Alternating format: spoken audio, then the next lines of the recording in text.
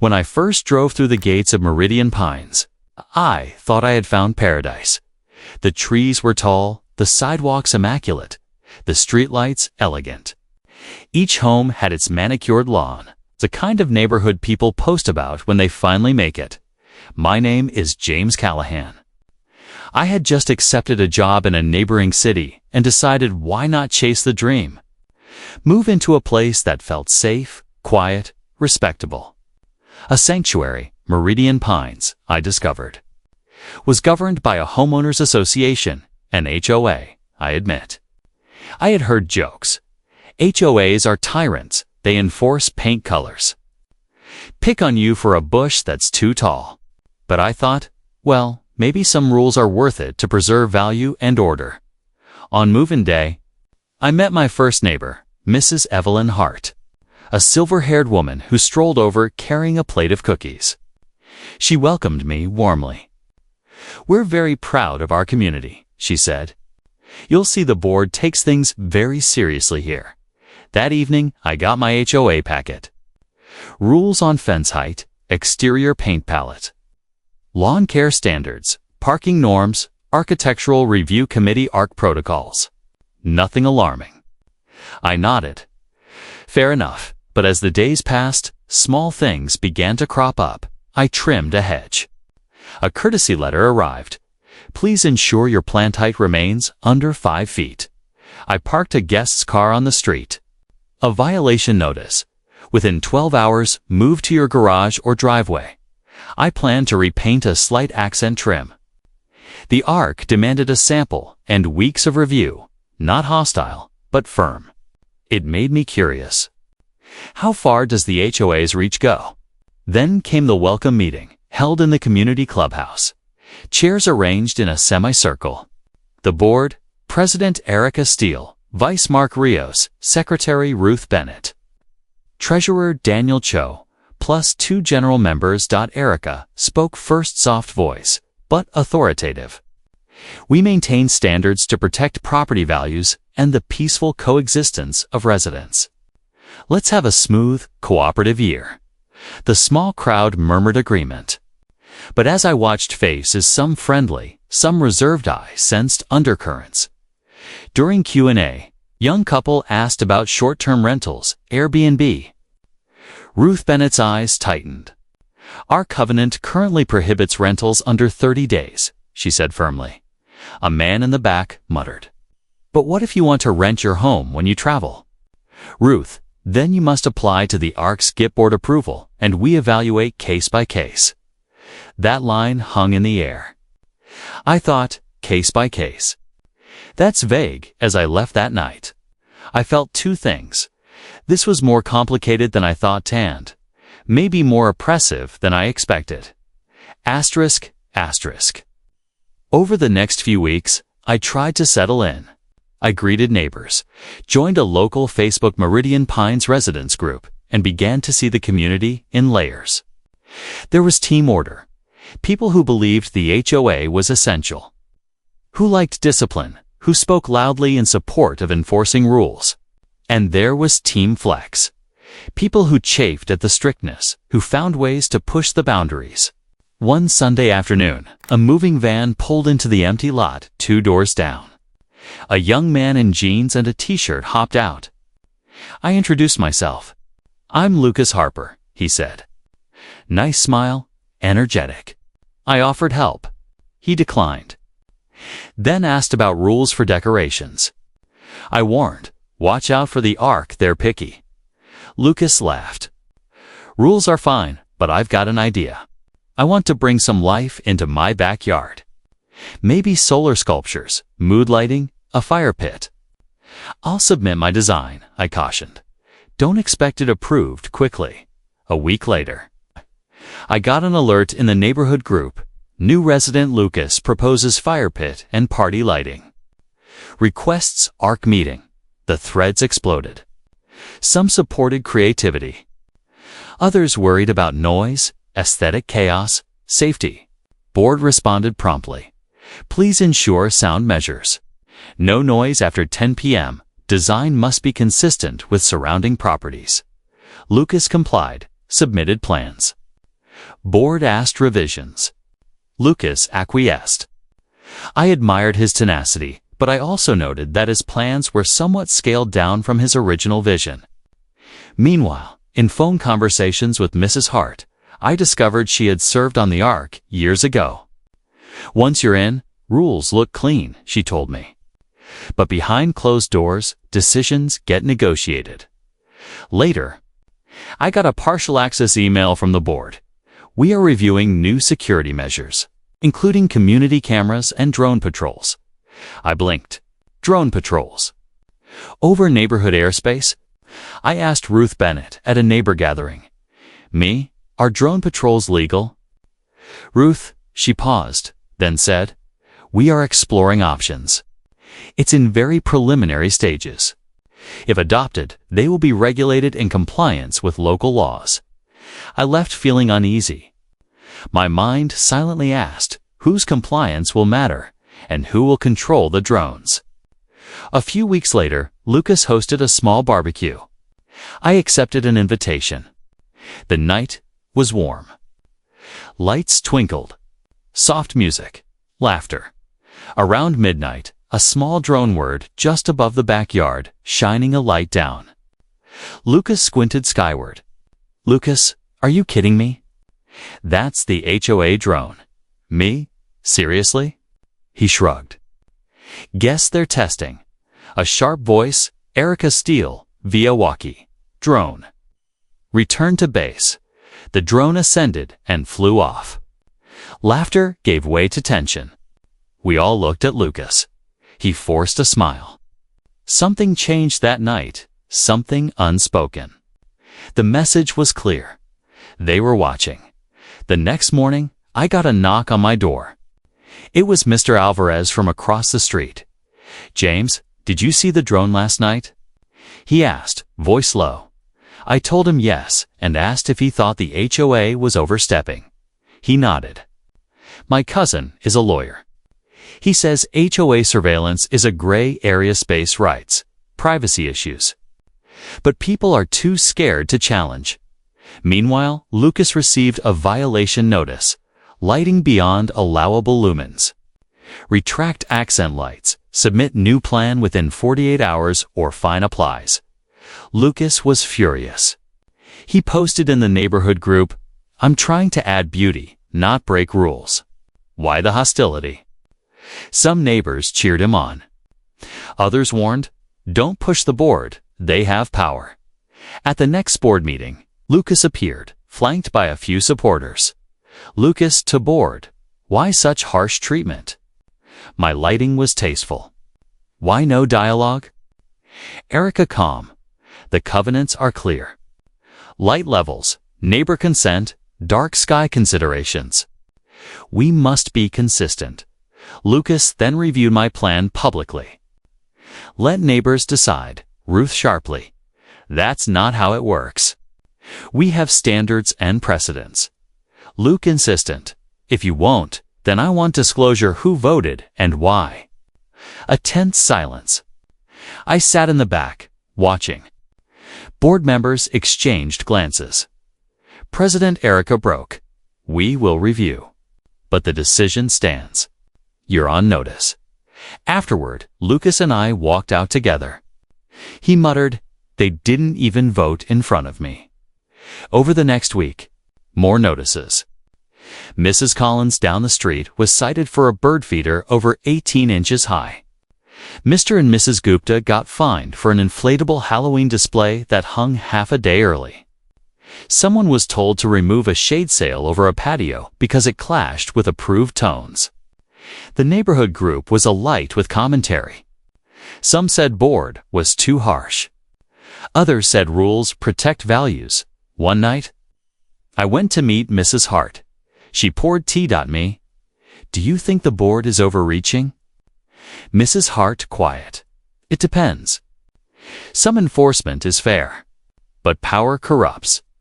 Once enforcement becomes personal, that's dangerous." She told me years ago. My husband wanted to paint his front door a deep teal. Board told him no, because teal wasn't on the palette. He persisted. They fined him nightly. He ended up repainting. He never complained. I reflected, maybe the real power of the HOA lies in making people give in, not overt tyranny. But slow erosion of resistance that weekend. Lucas got a final determination: retract lighting or pay escalating fines. He turned to me. Do you think we can fight? I hesitated. Possibly. But it'll cost time, stress, maybe legal fees. He nodded. I'll do it. I want to test their boundaries. Asterisk. Lucas retained a small property attorney just for consultation. The lawyer, Ms. Imara Lee, attended a board meeting with him. Imara, I'm here on behalf of Mr. Harper. We believe some citations may be arbitrary and not based on clear standards. The board looked surprised. Erica, we follow the bylaws and covenants. Imara, those must be applied fairly and uniformly. If not, it could be a legal challenge. Selective enforcement, lack of due process. Murmurs in the audience. Board adjourned early after that. Over the coming days, multiple homeowners approached Lucas and me. Some volunteered evidence, photos of contradictory enforcement, archived emails. We formed a loose alliance, the Meridian Fair Treatment Committee, MFTC. Our aim, press for full transparency board minutes. Voting records challenge extreme or inconsistent rule enforcement. Propose modern updates such as clearer standards for lighting. Drones, rentals, we began drafting a petition. But tensions rose. The board began sending gentle, friendly reminders to supporters of our group, warning them to stay within rules. Some received warnings for minor infractions, though they never had been cited before. One evening, I received a letter under my door. Ceased organizing any campaign that antagonizes the board or face fines for nuisance behavior. Chill ran through me. I shared the letter with Imara. She advised caution. Document everything. Don't retaliate. But don't back down either. We escalated. We filed a public records request for board meeting minutes and voting records. The board partially complied, redacting names. In the neighborhood group, we circulated findings: inconsistent enforcement, unexplained drone tests, secret meetings. The board published a rebuttal. We respect residents' rights. We must balance order and flexibility. Some redactions protect privacy. Lines in the sand were drawn. One night, Lucas and I walked past a street lamp. A small camera was affixed near its base, pointed toward the street. Lucas, is that new? Me?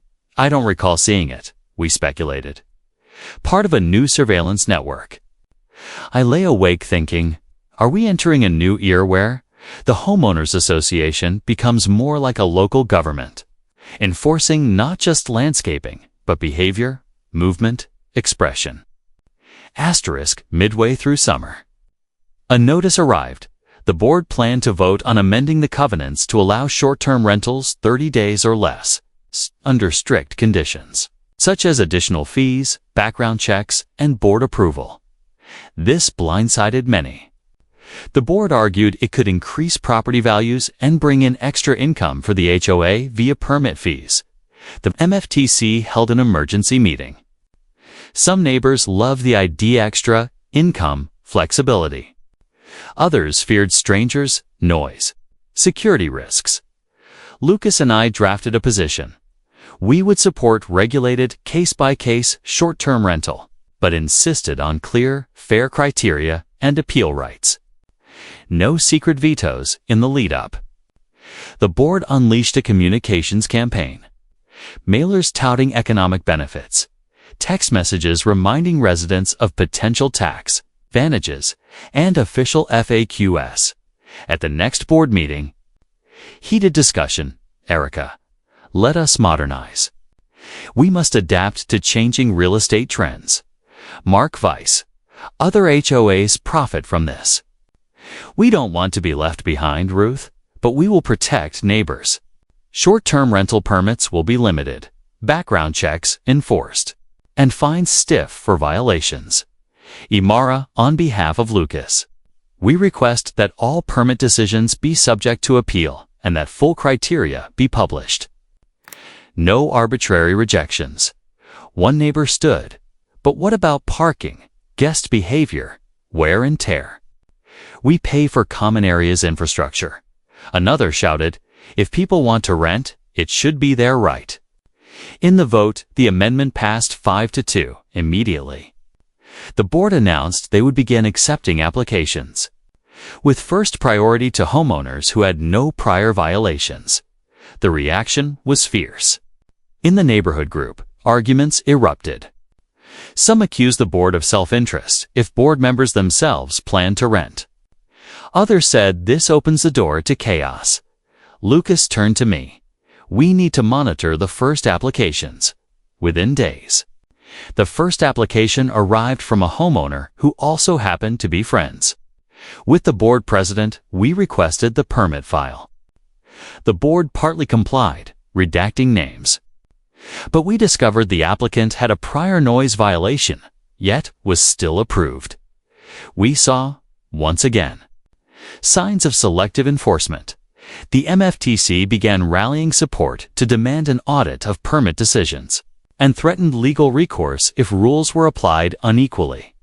Asterisk retaliation came swiftly.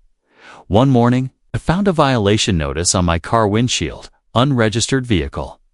Remove or park in garage. The vehicle was my neighbor's guest car.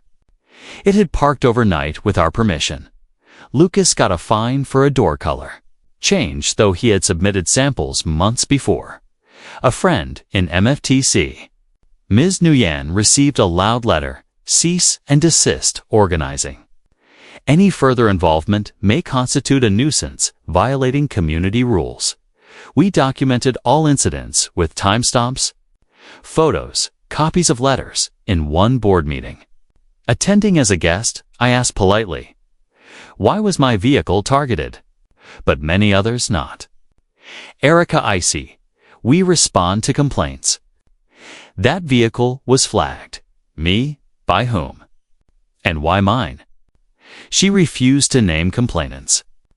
The meeting ended early. The neighborhood group buzzed. Some supported us. Some said we were stirring trouble. Imar advised, prepare for a showdown. The board may attempt to amend bylaws further, or call a special meeting to oust dissenters. Indeed, there was talk of a special referendum to increase fines, broaden enforcement authority, and reduce appeal windows. We launched a campaign, door-to-door pamphlets, neighborhood town hall, legal memos.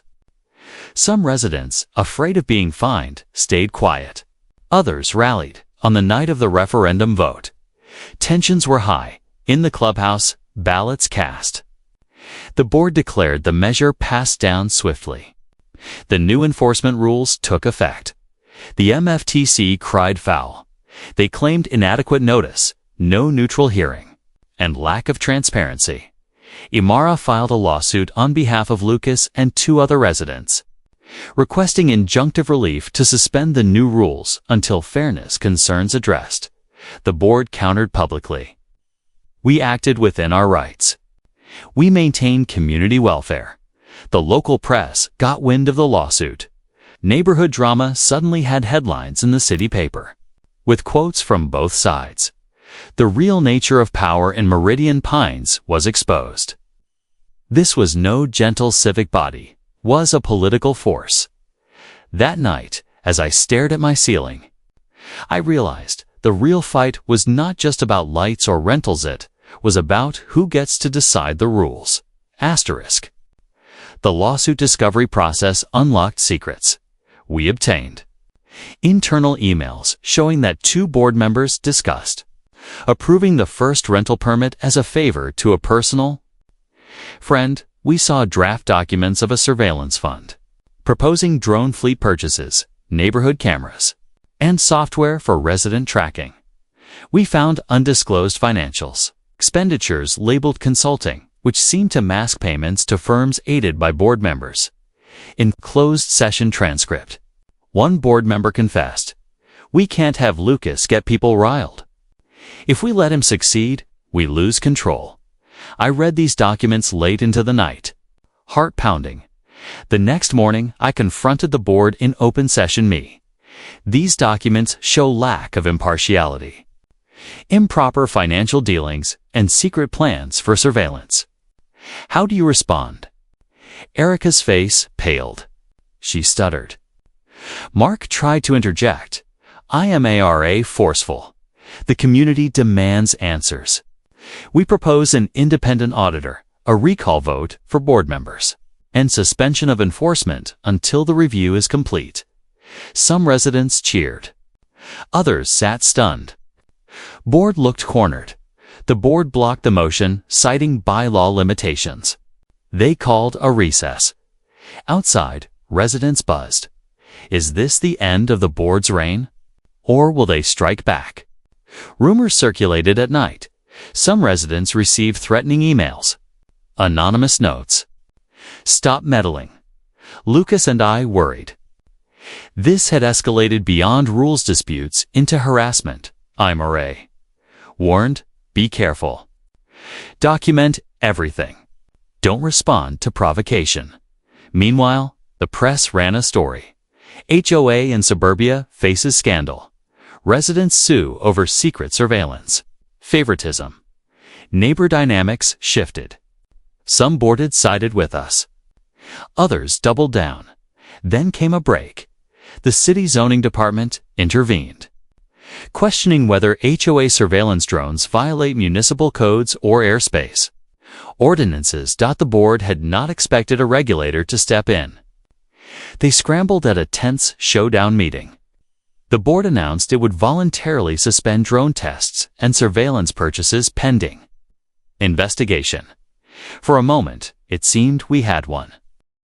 Just when momentum seemed ours, the real twist emerged. In depositions during the lawsuit, a new player appeared, LandCorp Developments. The original developer of Meridian Pines. We uncovered that LandCorp still held certain reserved rights in the development, agreement including veto power over architectural changes, a reserved seat on some committees, and a stake in revenue from rentals. One email, ensure the first rental permits go to buyers we LandCorp approve, that ensures market control. Another, we may push the HOA board to adopt drone monitoring to enhance security. An amenity we can market. It became clear that the board was not entirely autonomous. They were influenced by LandCorp's long-term designs. We confronted Erica and Mark. Is the HOA serving residents or serving the developer's agenda? They denied it, but the documents spoke otherwise. In a dramatic hearing, LandCorp reps showed up to defend their rights.